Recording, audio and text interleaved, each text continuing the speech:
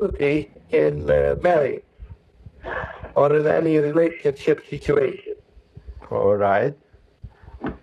To prepare ourselves, we have studied the chapter on marriage and parenting in the Beyond the Dream. Yes. And we found that especially one statement that we focus on most this morning. When two people find the good of God in their lives together, they can respond to this good with gratitude, joy, and commitment. Yes.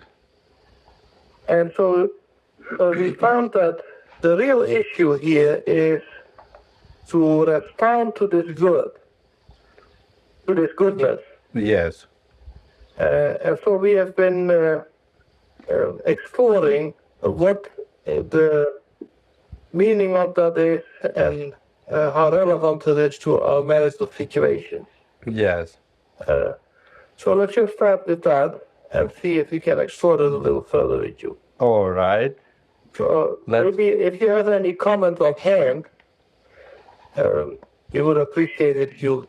I will prefer to listen to the questions today. All right.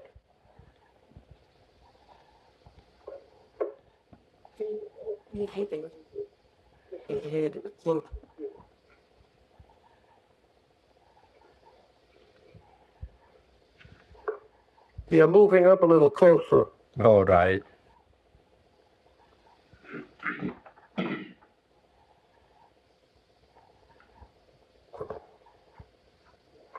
Dr. Hora, this is Anna. Yes, Emma. I have a recurrent problem that comes up in my marriage that's related to some misunderstanding that I have about responsibility. And the basic gift it seems to be that when I'm working and my husband are both working, that I feel more responsible to get the things done at home. So I end up feeling that I am responsible for a number of things and feel overwhelmed.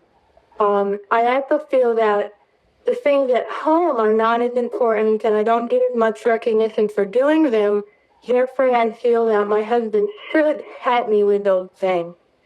What I would like to understand is I'd like to unearth some of the invalid ideas that I have concerning responsibility and concerning my husband's responsibility and understand more clearly the good in a situation. Yes. Well, you have just revealed, Anna, that the harmony and the blessedness of the marriage is secondary in your system of values. That the primary issue for you is recognition. So marriage has to take a second place because you are primarily interested in personal recognition rather than a good marriage.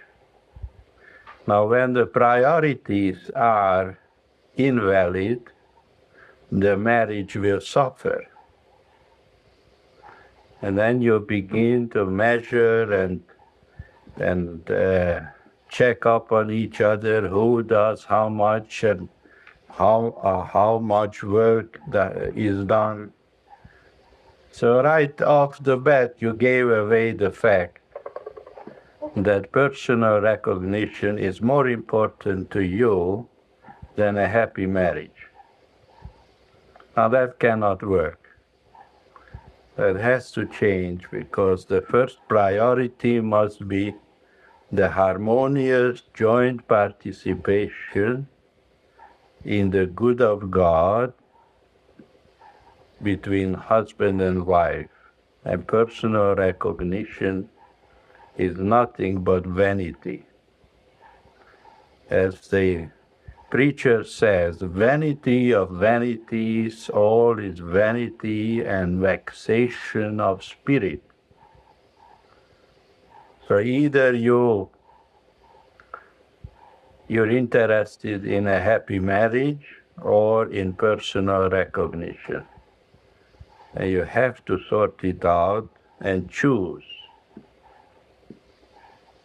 Unfortunately, this is much too frequent nowadays, that people are more interested in personal recognition than in a good family life. And they envy each other. Husband and wife envy each other. How much ego gratification is he getting outside of the home, and how much am I getting outside of the home? And it is carefully watched. Nobody should get more ego gratification. And there you have a situation which can quickly deteriorate into malicious rivalry.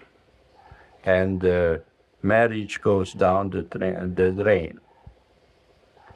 This is a very well-known phenomenon among the Hollywood marriages, where every partner in a marriage is just out to get for himself as much recognition as possible.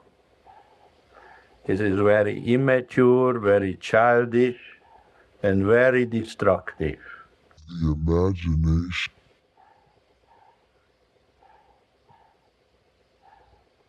Thank you, Dr. Hora. That was very helpful. You're welcome, Anna. I hope it was. It's not easy to shift priorities, Anna, but it is worthwhile.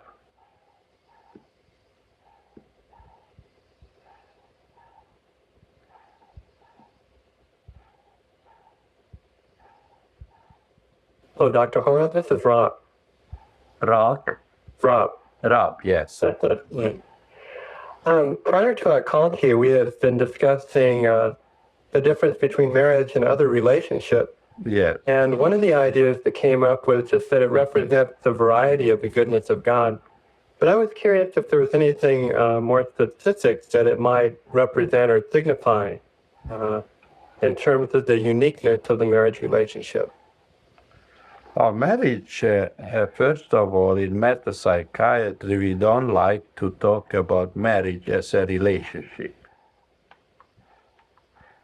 We talk about it as a commitment to joint participation in the good of God and building a harmonious base for an intelligent and good life.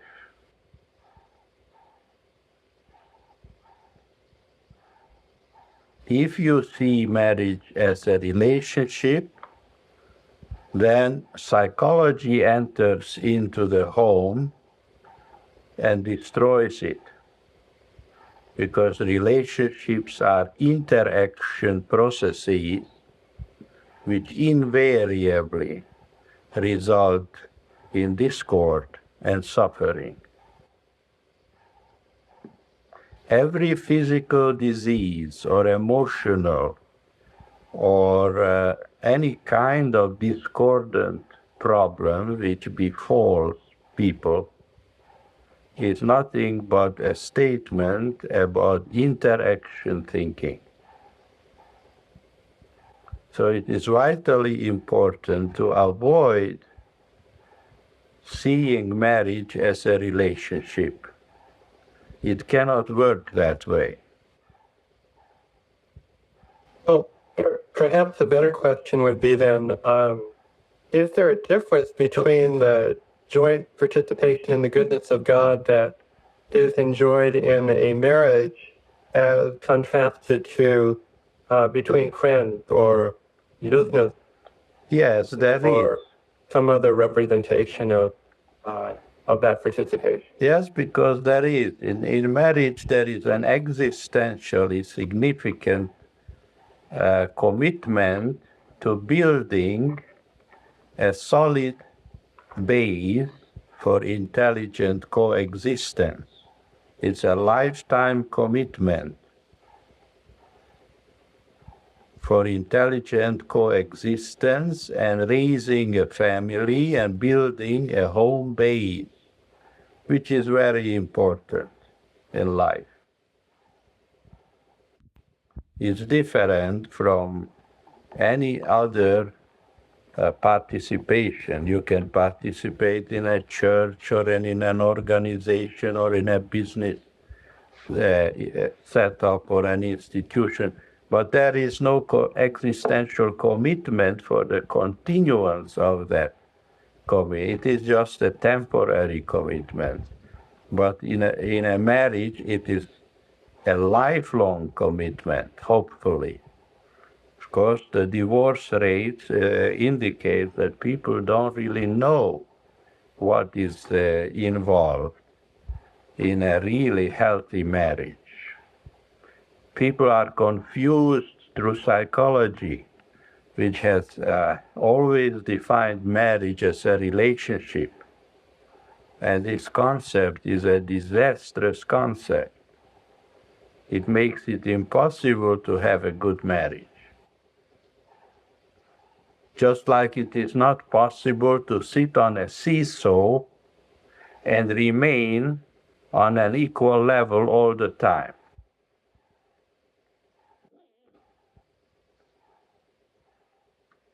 Thank you. That's very helpful. You're welcome.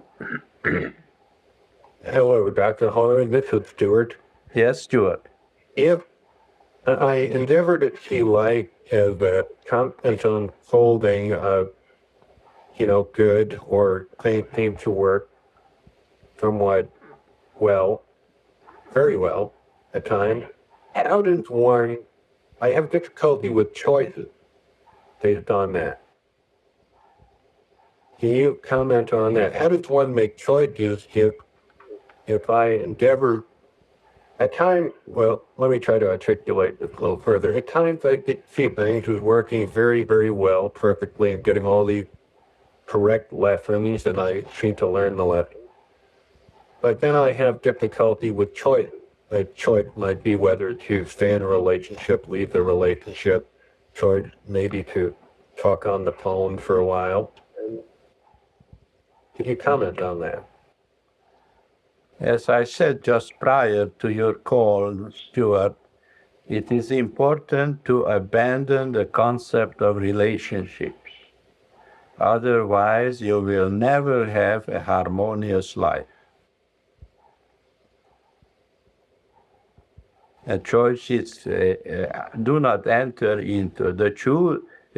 The only one choice is to learn how to coexist harmoniously with all of God's creation by focusing on being here for God rather than getting entangled in interaction thinking, which is inevitable in a so-called relationship. So enlightened man doesn't have relationships. I would choose constant harmony. You choose harmonious coexistence with all of God's creation. Thank you, Dr. Hora. You're welcome, Stuart. Hi, Dr. Hora. This is Joan. Yes, John. When Anne was speaking, she was talking, or you and she were discussing commitment to a happy family life. Yeah.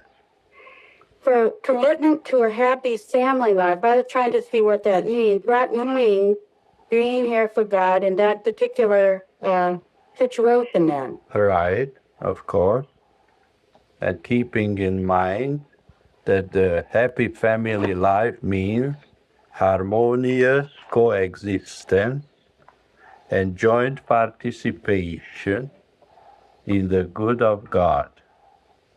And then whatever seems appropriate, given that basis in the question of chores and all those little things that seem to come up, whatever seems to need doing in order to safeguard the harmonious coexistence is what is done then. Very good, John. Exactly.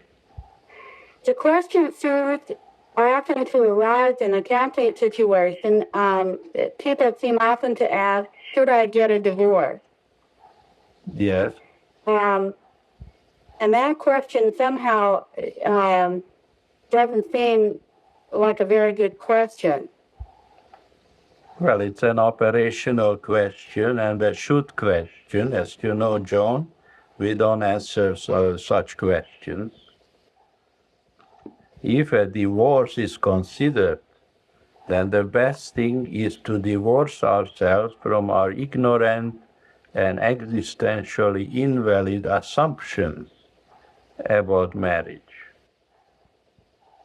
and replacing them with a valid understanding of what an existentially valid marriage really is. You see, people get divorced and re-divorced and remarried 100 times.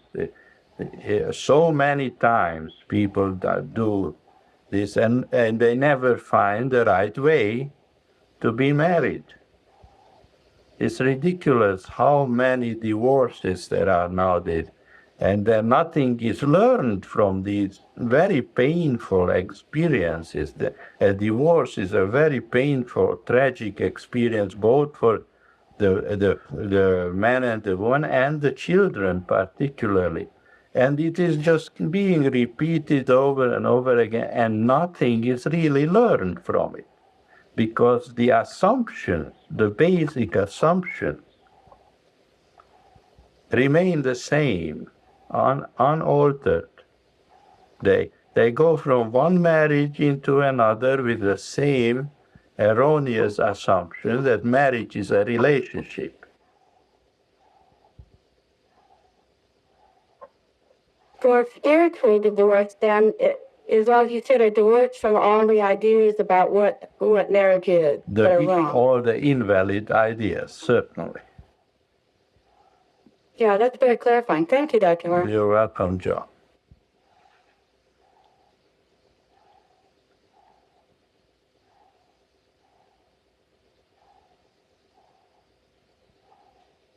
Dr. Hora, this is Georgiana. Yes, Georgiana. Recently, I was reading a book that was identifying some of the ideas that women have about relationships that are not healthy. Yes. And the author in the book proposed that acceptance was one of the solutions to the idea. Yes. And it occurred to me that in metapsychiatry, we don't really talk about the idea of acceptance. Right. And I was wondering if you could explain the difference between acceptance and positive regard. Well, if you have to accept a situation, you will be bitter the rest of your life. And how can you have positive regard? And that was the thought that came to me is acceptance has a condescending viewpoint with it that Yes. It's hard to see you positively when I'm working on accepting you full. Of course. You know, there are certain traditional religions which say, well, if you are sick, accept it, because God wants you to be sick. Don't fight against it. Don't try to get healed. Just accept it. So if you are a woman, accept the fact that you have to wash the dishes the rest of your life. Or live with pain or something. Or that a man can tyrannize you, or vice versa. Accept. Acceptance is not a solution. I'm sorry. That's a naive idea. There's nothing to accept. The good of God needs to be realized. And freedom, existential freedom, needs to be attained, where the harmonious coexistence is possible. So we wouldn't use those terms at all. We would use harmonious coexistence. That's right. We are studying and praying and meditating and seeking to attain the realization of harmonious coexistence in joint participation in the good of God. What are the greatest spiritual qualities in that idea of harmonious coexistence? Transcendent regard, Georgiana. Do you know what transcendent regard is? Well, if I'm interested in seeing an individual on a spiritual level. That's correct, Georgiana. Learning to see non-dimensional man in each other. So it then requires me not to get involved in the human thing and to be seeing things at a higher level. That's correct.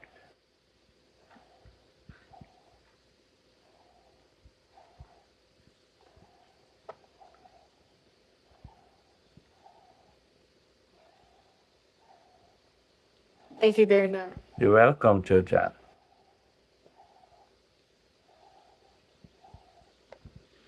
Dr. Hora, this is Anna. Yes, Anna. I would like some further clarification. Some of the issues that I see in sensible recognition deal with the idea of male and female equality. Yes. It seems that culturally there are certain tasks or assigned things that women do that that they do because it seems to be more harmonious for a home life. Yes. With less competition, less upset, and more harmony in the home. Yes. I have the idea, though, that does not mean that women are truly equal. Will you help me understand what equality means in God's sight? Well, you see, this business of equality in general terms, people see equality in terms of chores. They want to equalize men's and women's chores. Well, that's not equality. That is sort of, it is a form of rivalry. Who can get away with doing less? Uh-huh.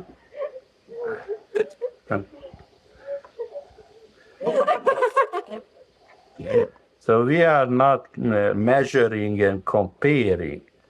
You remember our work concerning the four horsemen. We say the four horsemen are arising out of comparative thinking. Do you know what the four horsemen are, Anna? Well,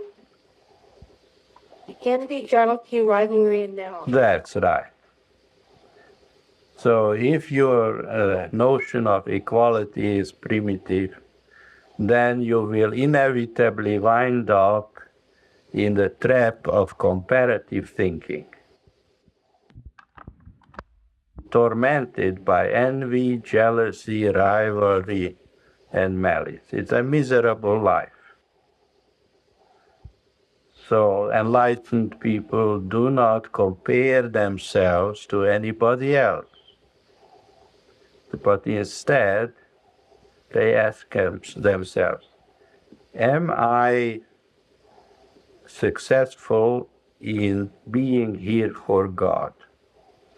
Am I a beneficial presence in this situation? Am I motivated by expressing as much intelligence and love as I am at present capable of?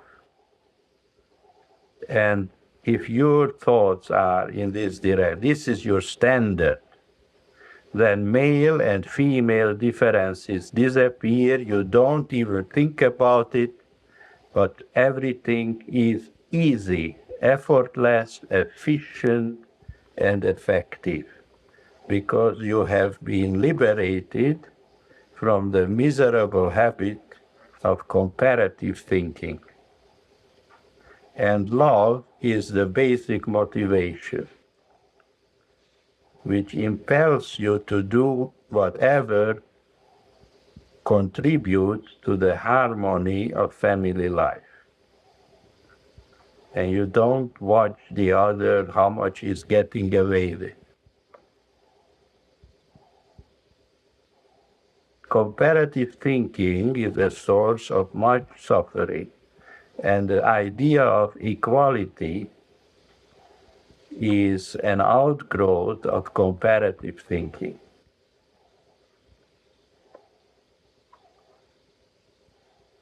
We are not trying to be equal to anybody or with anybody. We are seeking to realize the maximum potential for good, for love intelligence, by being here for God. And whatever we do just to express the good of God. Then there are no such problems as equality.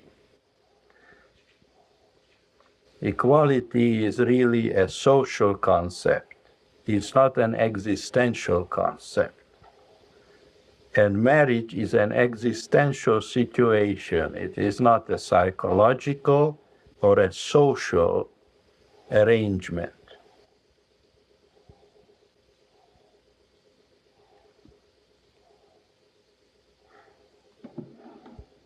Is this all clear to you, Anna? Yes, that'll clarify the. All right. Thank you. You're welcome. Dr. Hora, this is Georgiana again. Yes, Georgiana. And I had a question about someone getting away with something. Yes. It seems that spiritually, if we look at it from a spiritual viewpoint, that would not be possible. It's not really possible for someone to get away with something. That's right. Only if you are measuring yourself, comparing yourself, and your thoughts are on a very low level, and you don't really understand what life is all about, and who you are, and what you are, and what your purpose in life is. The issue of getting away with something is absolutely nonsensical in the context of existential reality. Again, we are slipping back into a social context. You see, context is very important because the context in which we view life determines whether we are going to have intelligent thoughts or unintelligent thoughts. We have to learn to view life in the context of divine love intelligence. And then all our ideas about life and our mode of being in the world will be intelligent. And then individually, we would not have to be responsible to hold someone accountable if they were getting away with them. We're not interested in checking up whether somebody is getting away with something. It doesn't concern us. That's for the police department. No.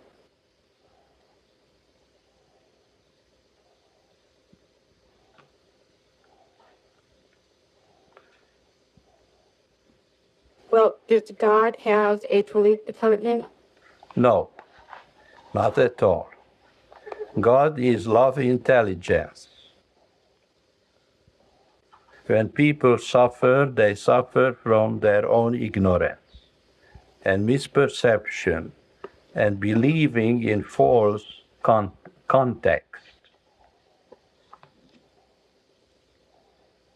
So we allow that individual there to live within their thought context. Well, we are not policing people, we understand, that evil defeats itself and ignorance punishes itself, and people suffer tremendously from being ignorant. And who are we to impose our understanding on them? However, we can be very influential by being examples of harmonious presences in the world. And that would basically be by not getting caught up in their issues, maintaining our spiritual. That would basically be by keeping our outlook on life within the valid context.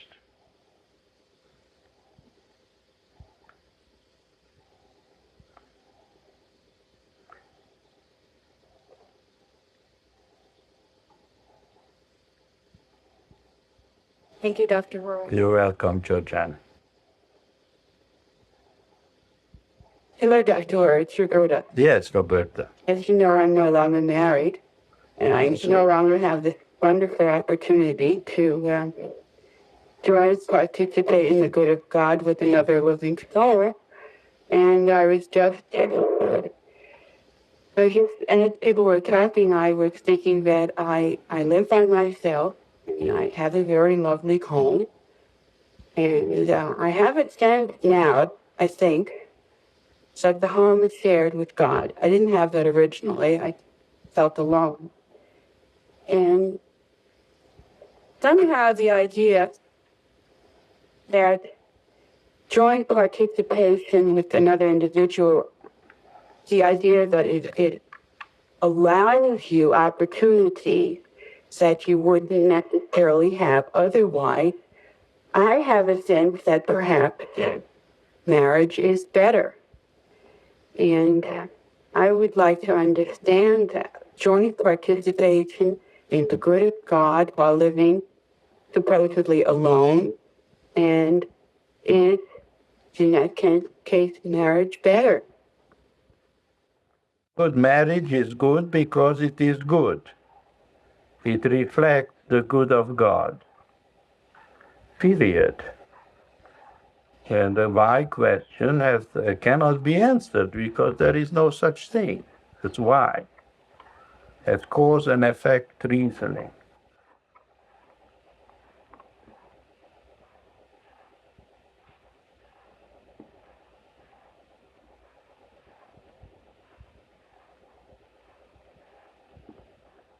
It's interesting that when a question is difficult to answer, it is probably an invalid question. Can you help me see, now that I do sit here and I'm just aware of being separate, could you help me see what the mistake is? There must be a mistake in my thought about that. My first in marriage. If I have to ask what makes it all worthwhile, or why is it important, or but I don't see what the mistake is. Or you could ask, why is happiness good? Well, yeah. Can you answer that? Yeah, it's it. That one is a dumb question. I can thank you. All right. You know.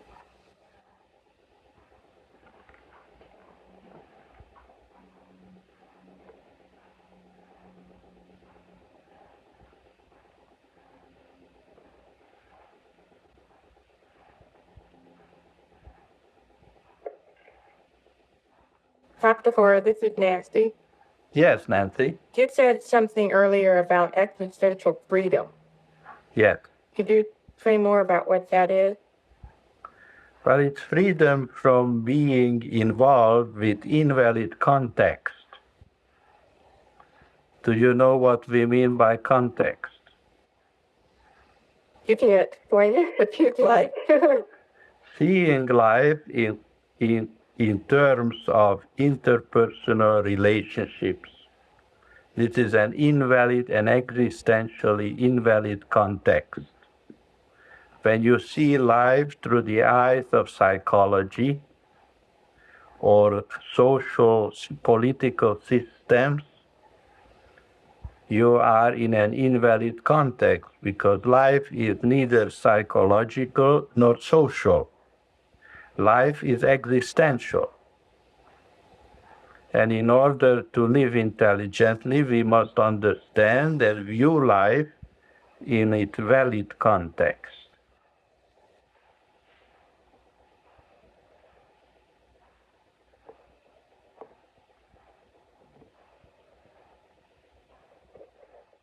Dr. Hora, Stewart, Yes, Stuart.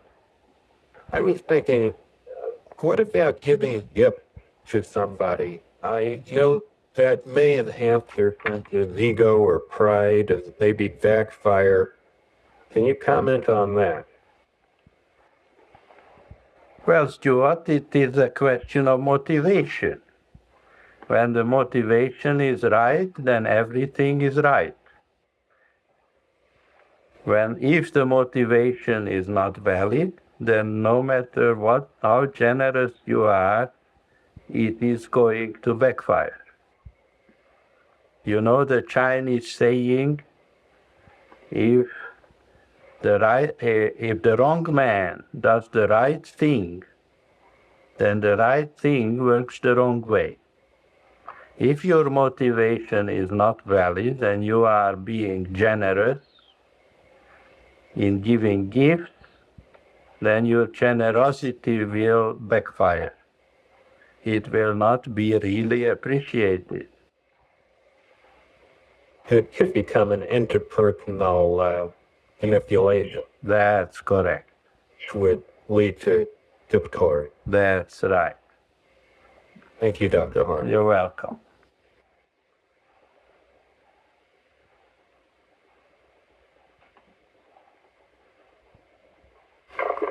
Dr. Hora, this is Jan. Yes, Jan. And I'm still looking at this statement that you make. Marriage is neither political, socioeconomic, sexual, or legal. Right. Primarily an existential situation. Correct.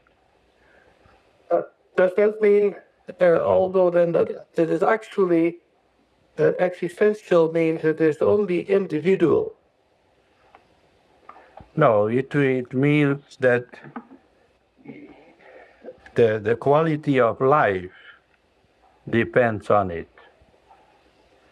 That the nature of existence determines whether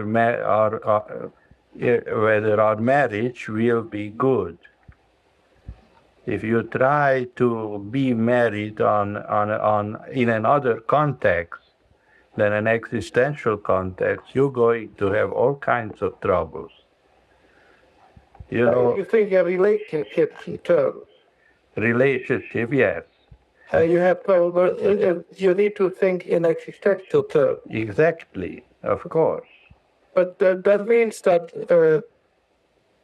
it is only our individual consciousness that we need to watch.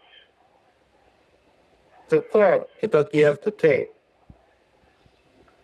Now you would like to find an operational definition of the existential context. So what I would like?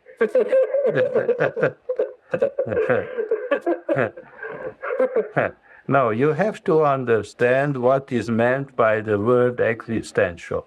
Yes. Please, would you explain that? I don't see that correctly. Existential simply means the quality of life. That which is in harmony with the basic quality of life. Life is not socio-economic, it's not psychological, it is not political, and it is not legal. Oh, I see. It's a matter of quality of life. Quality of life, right. That's what it says. You know, nowadays people when they want to get married, they go to a lawyer first and make an economic contract between a man and a woman. It's like a complex business transaction. They put down on paper how much this one will make and how much money this one will have and what will happen. It's an economic contract. Yeah. And so this marriage is already, right from the start, put into an impossible context. Right. Because it's man and the woman will not be married. They will have an economic business, Right. a business situation. And then there are marriages which are based on equal rights. Like, the woman is fighting for equal rights. And then it is a political marriage. So there are legal marriages, political marriages, economic marriages. And then there are psychological marriages, right? Yes. And sexual marriages. All these contexts are invalid. That is not a marriage. These are just arrangements of relationships. And they cannot work. It's impossible. So the question rather than who is what is what is the quality? What is the quality of life which we are embarking upon?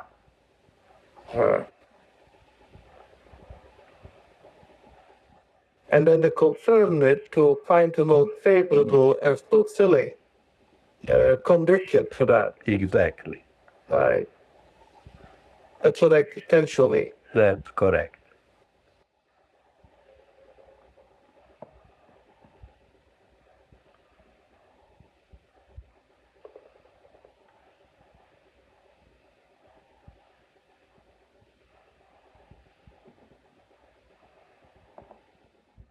Dr. Thor, this is Anna again. Yes, Anna? My husband and I are both interested in neuropsychiatry, and at times when having arrived in the marriage and separate from the marriage personally, we occasionally deteriorate into beating each other over the head with psychiatric principles. Yes. What I would like to understand is that I'm aware that my spouse is suffering from ignorance.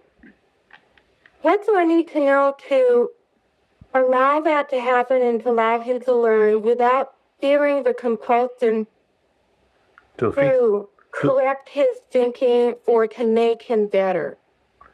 Well, as you know, one of the principal sins in metapsychiatry is influencing. Yeah. So whenever you try to influence him or anybody else, you are violating the basic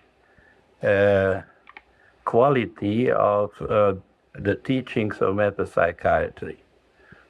You cannot influence anybody and you cannot change anybody or fix him up. We all have to work out our own salvation individually in secret communion with God. So you just see to it that you are a beneficial presence in the world, and all things will fall together, come together harmoniously in your life. And your husband, if he's a student of metapsychiatry, you can be very grateful, and you can rest assured that he will find the answers to his problems. You don't therapeutize each other.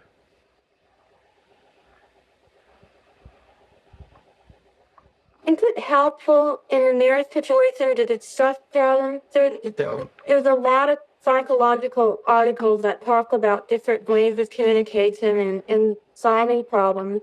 From what you just said, it would seem that it would be most helpful to focus on your own attention to good and to not discuss the issue. Is that true?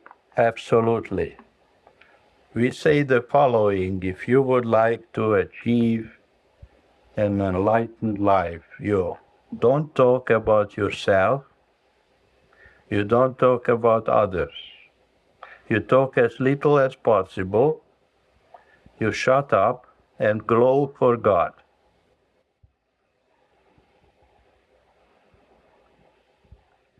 Thank you. You're welcome.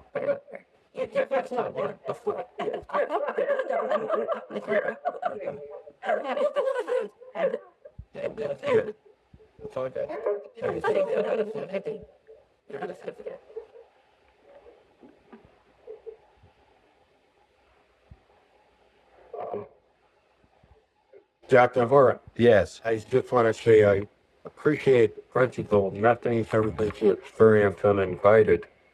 It really typicates blaming in marriage. That's correct. And in marriage and out of marriage. It's a wonderful principle.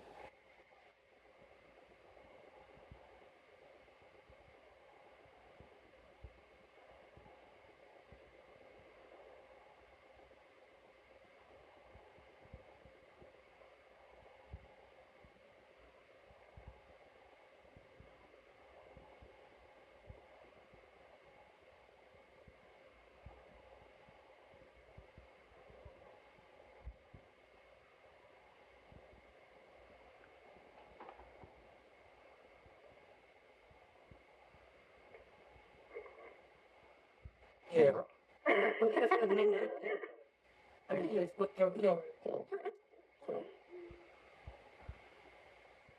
Dr. Hora, this is Jerry.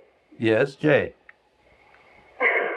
Jan teasing me about having courage to ask a question.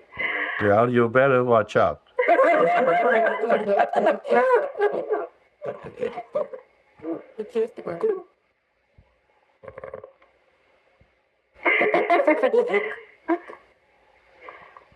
When you were talking about people with many divorces, that's been a pattern for me. And I can see that I didn't know about metapsychiatry or spiritual values, but I can still see that I haven't come to treasure the good of God that we're talking about, or what's being discussed today. And I feel ashamed of the many divorces, and would like to know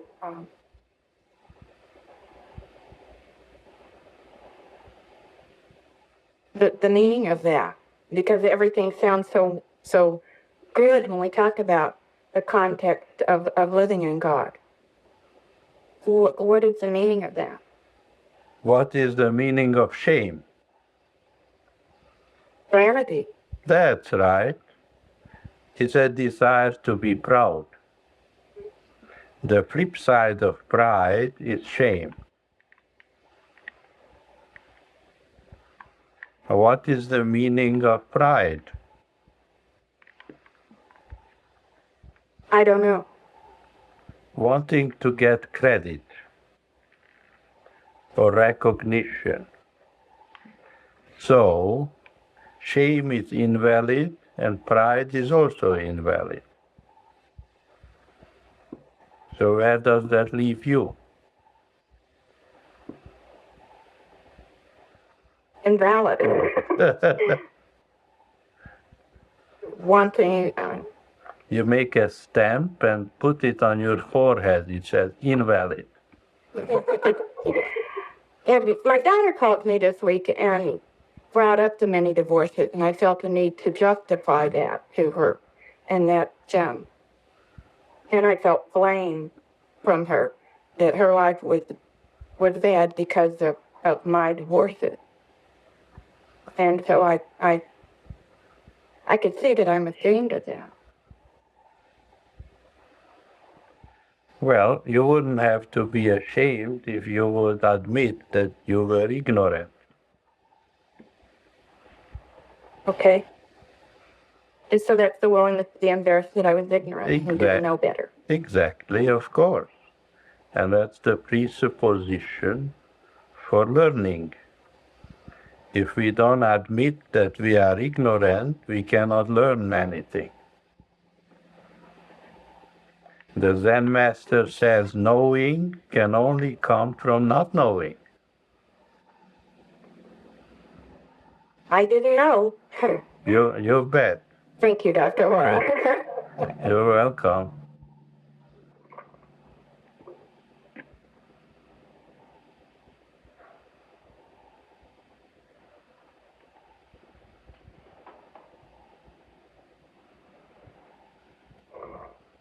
Poor boy. You better believe it. Hello, it's Roberta again. Yes, Roberta. You told me that I jointly participate with other students of metapsychiatry. Yes. Does that mean on the spiritual path, our idea of marriage expands? And so even though we are perhaps married or not married, we realize that joint participation is only with those who share a spiritual perspective. Of course. So it really isn't whether I'm married or not married, but rather the idea of jointly participating with other spiritual students. I didn't want to, yes, other spiritual students. That's right. Other with spiritual ideas rather than spiritual students. Yes. The Bible says in the kingdom of God, they neither marry nor not marry. So when you understand this, that the marriage is not, the idea of marriage expands is what I'm getting at. Oh, yes. Oh, yes. It expands into infinity. You're married to a rather have it spiritual feeling. I see. Oh. Conscious union with God is a marriage in infinity. Mm. Because God is infinite mind, love, intelligence. And we are in conscious union with infinite love, intelligence. Therefore, our marriage is in infinity. It's really very helpful, very freeing, because it goes beyond the confines of being married to one person. Right. Yeah. But it's not polygamy. No, I understand it. You jointly participate with many living souls. That's right. Yeah. That's very helpful. Thank you. You're welcome, Roberta.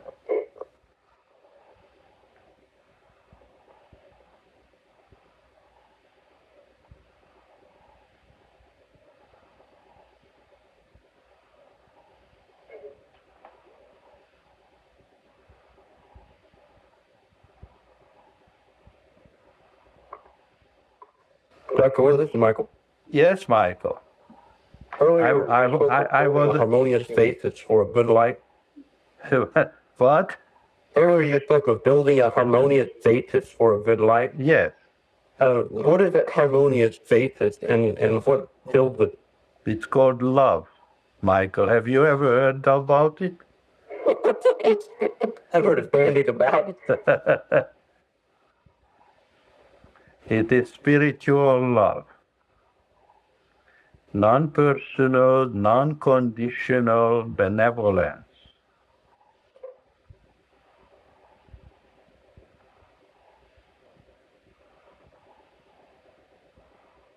And we cultivate that awareness by prayer and meditation. That's a good way. And what else? Study. A big part. Study. Study. Right? And you said that we express the good of God whatever we do. Yes. That would be nice, wouldn't it? that's the manifesting of those qualities. Yes. We become conscious of. That's right.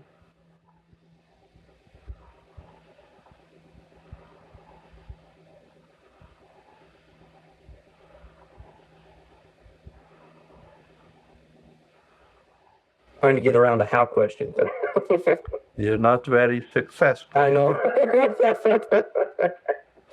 Thank you, Dr. Lord. You're welcome.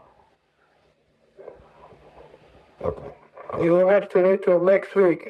Okay. Have a nice weekend. Thank you very much. Bye, everyone. Bye-bye.